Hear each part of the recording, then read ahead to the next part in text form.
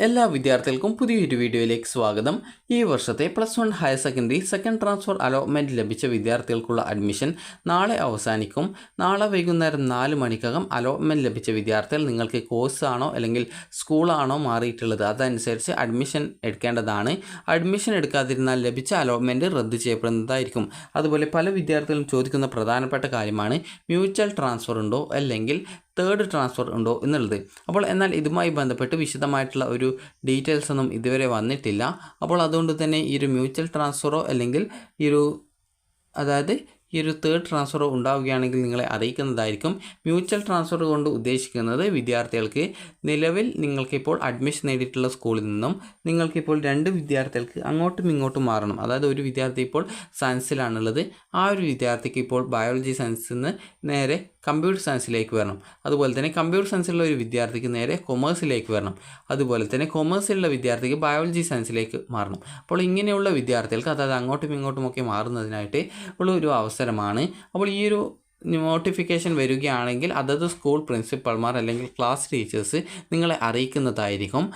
അതുകൊണ്ട് തന്നെ വിദ്യാർത്ഥികൾ നിങ്ങൾ ജസ്റ്റ് ഒന്ന് സ്കൂളിൽ പറയുക, മ്യൂച്വൽ ട്രാൻസ്ഫർ വരികയാണെങ്കിൽ നിങ്ങളെ ഒന്ന് അറിയിക്കണമെന്ന് പറഞ്ഞു കഴിഞ്ഞാൽ നിങ്ങളോട് നിങ്ങളുടെ ക്ലാസ് ടീച്ചറും അതുപോലെ തന്നെ സ്കൂളിൽ നിന്ന് പ്രിൻസിപ്പളും പറയുന്നതായിരിക്കും.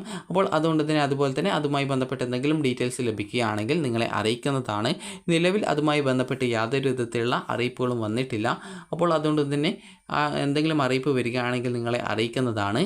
ഈ ഒരു സെക്കൻഡ് ട്രാൻസ്ഫർ ലഭിച്ച വിദ്യാർത്ഥികൾ നിർബന്ധമായിട്ടും ട്രാൻസ്ഫർ കിട്ടിയിട്ടുള്ള സ്കൂളിൽ ജോയിൻ ചെയ്യേണ്ടതാണ്. നിലവിൽ വിദ്യാർത്ഥികൾ ഈ റിസൾട്ട് പരിശോധിച്ചിട്ടില്ല എങ്കിൽ നിങ്ങൾക്ക് HSCAP വെബ്സൈറ്റിലെ കാൻഡിഡേറ്റ് ലോഗിൻ എന്നുള്ള ഈ ഒരു ലിങ്കിൽ ക്ലിക്ക് ചെയ്ത് നിങ്ങളുടെ ആപ്ലിക്കേഷൻ നമ്പറും പാസ്വേഡും ജില്ലയും നൽകി ലോഗിൻ ചെയ്ത് നിങ്ങൾക്ക് നിങ്ങളുടെ ആ ഒരു ട്രാൻസ്ഫർ റിസൾട്ട് പരിശോധിക്കാവുന്നതാണ്.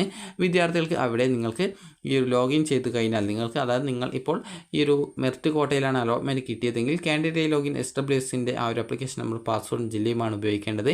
സ്പോർട്സ് കോട്ടയിൽ അലോട്ട്മെൻറ്റ് ലഭിച്ച് ട്രാൻസ്ഫറിന് അപ്ലൈ ചെയ്ത വിദ്യാർത്ഥികൾ സ്പോർട്സ് കോട്ടയുടെ ഈ ഒരു ആപ്ലിക്കേഷൻ നമ്പറും പാസ്വേഡും ജില്ലയുമാണ് നൽകേണ്ടത്. അത് നൽകിയ ശേഷം ലോഗിൻ ചെയ്ത ശേഷം വിദ്യാർത്ഥികൾക്ക് ഈ ഒരു ട്രാൻസ്ഫർ കിട്ടിയിട്ടുണ്ടെങ്കിൽ congratulations you have got transfer എന്നും അതുപോലെ ഏത് സ്കൂളിൽ ഏത് കോഴ്സിൽ എത്രാമത്തെ ഓപ്ഷനിലാണ് കിട്ടിയത് എന്നുള്ളതും കാണാൻ സാധിക്കും. അതുപോലെ തന്നെ ട്രാൻസ്ഫർ കിട്ടിയിട്ടില്ല എങ്കിൽ sorry you have no transfer എന്നും കാണാൻ പറ്റുന്നതാണ്.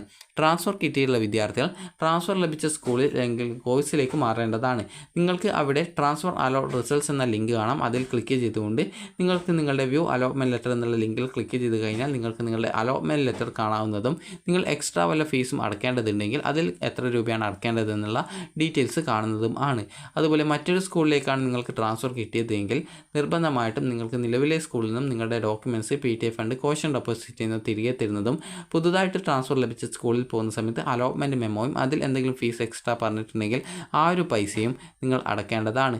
അതുപോലെ ആദ്യത്തെ സ്കൂളിൽ അഡ്മിഷൻ എടുക്കുമ്പോൾ അടച്ചിട്ടുണ്ടായിരുന്ന അഡ്മിഷൻ ഫീസിൻ്റെ റെസിപ്റ്റ് ആ ഒരു സ്കൂളിൽ നൽകേണ്ടതാണ്. വിദ്യാർത്ഥികൾ ട്രാൻസ്ഫർ ലഭിച്ചിട്ടുള്ളത് കോഴ്സിലായിരുന്നാലും സ്കൂളിലായിരുന്നാലും നിർബന്ധമായിട്ടും നാളെ വൈകുന്നേരം 4 മണിക്കകം മാറേണ്ടതാണ്. ട്രാൻസ്ഫർ കിട്ടാത്ത വിദ്യാർത്ഥികൾക്ക് നിലവിലെ സ്കൂളിൽ തുടർന്ന് പഠിക്കാവുന്നതാണ്. അതുപോലെ തന്നെ വിദ്യാർത്ഥികൾക്ക് ആ ഒരു നിലവിലെ സ്കൂളിൽ തന്നെ തുടർന്ന് പഠിക്കാൻ സാധിക്കും. അതുപോലെ തന്നെ ട്രാൻസ്ഫർ കിട്ടാത്ത വിദ്യാർത്ഥികൾ നിലവിലെ സ്കൂളിൽ തുടർന്ന് പഠിക്കുക. അതുപോലെ തന്നെ ഇനിയൊരു മ്യൂച്വൽ ട്രാൻസ്ഫറോ അല്ലെങ്കിൽ തേർഡ് ട്രാൻസ്ഫറോ ഉണ്ടാകുകയാണെങ്കിൽ നിങ്ങളെ അറിയിക്കുന്നതാണ്. വിദ്യാർത്ഥികൾക്ക് നാളെ വൈകുന്നേരം ഓഗസ്റ്റ് 8-ാം തീയതി വൈകുന്നേരം 4 മണി വരെയാണ് ട്രാൻസ്ഫർ ലഭിച്ച സ്കൂളിൽ അഡ്മിഷൻ ആയിട്ടുള്ള സമയം. വിദ്യാർത്ഥികൾ ട്രാൻസ്ഫർ കിട്ടിയിട്ടുണ്ടെങ്കിൽ നിർബന്ധമായിട്ടും പോയിട്ട് അഡ്മിഷൻ നേടുക. വിദ്യാർത്ഥികൾക്ക് ഈ ഒരു വീഡിയോ ഉപകാരപ്രദമായിട്ടുണ്ടെങ്കിൽ ലൈക്ക് ചെയ്യുക, ഷെയർ ചെയ്യുക. Thank you for watching.